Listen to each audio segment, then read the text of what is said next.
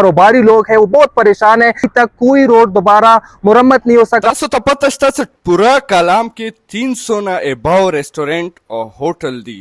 اوس خو حجره ریسټورانټ هم کلام ته روان دی. د بل سیزن کې به ان شاء الله اوپننګ وشي. دی ریسټورانټو چلیدو وجه د کلام خوبصورتی دی او د کلام موسم اندازه تاسو د ما آوټفټ نام لګوي شي. ډیره مزه کوي.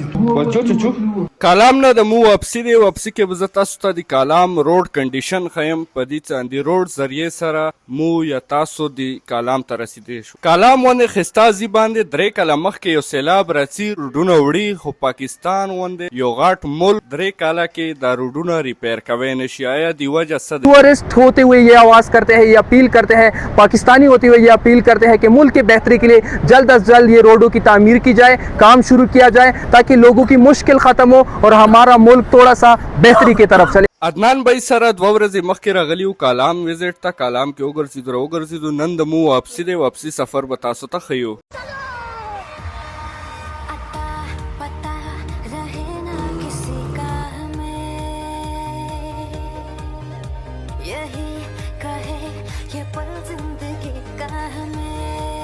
ډیرو کمو خلکو ته به پته وي چې سوات والا مو ورته مرسیو چې تاسو ورته څه یو کامنټ کې ویو دا ډیرې خوندورې دي. سوات بازار ته ورسېدلو.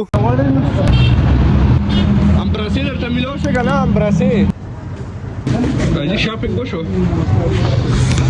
فرمان صاحب سپیشل امبراسي راواخیستلې خپلې لور دپاره که نه؟